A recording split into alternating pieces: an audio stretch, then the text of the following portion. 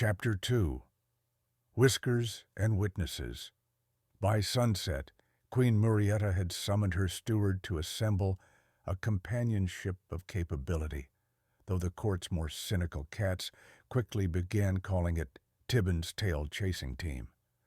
Tibbin stood in the castle's moon courtyard, watching the sky shift from tangerine to indigo, paws sweaty with nervousness. One by one, the members of his unlikely team arrived. None of them what he had imagined. First came Sir Balthazar Mauserick, a battle-scarred tomcat whose armor groaned with age.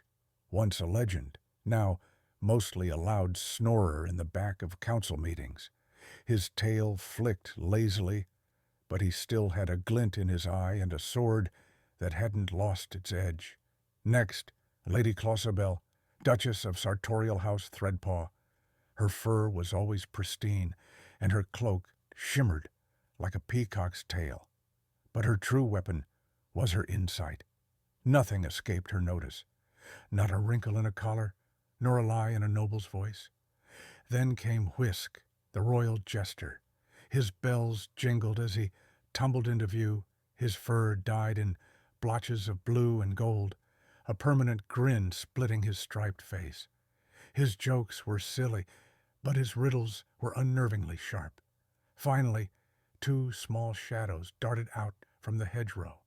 Snip and Stitch, the twin page cats, only 6 moons old, slippery as eels, and infamous for swapping the Queen's shampoo with mousse-flavored mousse. Lady Whimsy pinched the bridge of her nose and sighed so audibly that even the birds stopped chirping. "This is our elite unit," she muttered. Tibbin adjusted his satchel. "It's not who we are. It's what we'll do together." Sir Mauserick thudded a paw against his chest plate. "I'm here for glory and biscuits, mostly biscuits." Whisk spun a lute over his shoulder. "And I'm here for the drama." Lady Clossabel gave a single nod. "I'll keep us polished." The twins simply mewed, "Yay, sneaky time." Together, the 6 of them entered the velvet throne room, now roped off and surrounded by claw guard. Tibbin walked slowly, examining everything. The heart's cradle still floated, an empty prism of light and enchantment. Its arcane web hummed faintly, like a harp missing its final string. "No sign of force," Clossabel observed. "No broken runes, not even a smudge." "Then it wasn't stolen," Tibbin murmured. "It was invited out." Lady Whimsy raised a brow. "What nonsense!" But Tibbin lifted a scrap of waxy paper from behind the throne. On it was a symbol, burned into the parchment, a paw print inside a spiral sun. Whisk paled.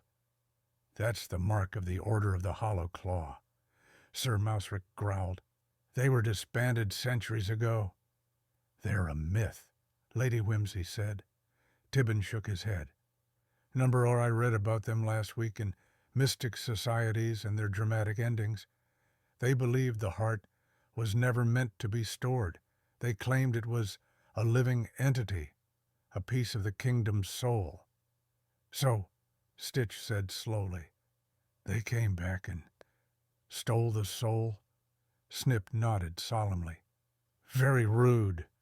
Whisk leaned on his tail. "If they're back, they wouldn't just hide in a basement. They'd want to be seen." "They'd want a stage," Clossabel whispered. "Where better than the kitchens?" Mauserick blinked. "The kitchens?" Clossabel's eyes sparkled. "You know how many couriers, traders, feast planners, and pastry cats come through there? If I were to sneak something away in plain sight, that's where I'd begin." Tibbin perked up. "Then let's start with the cooks."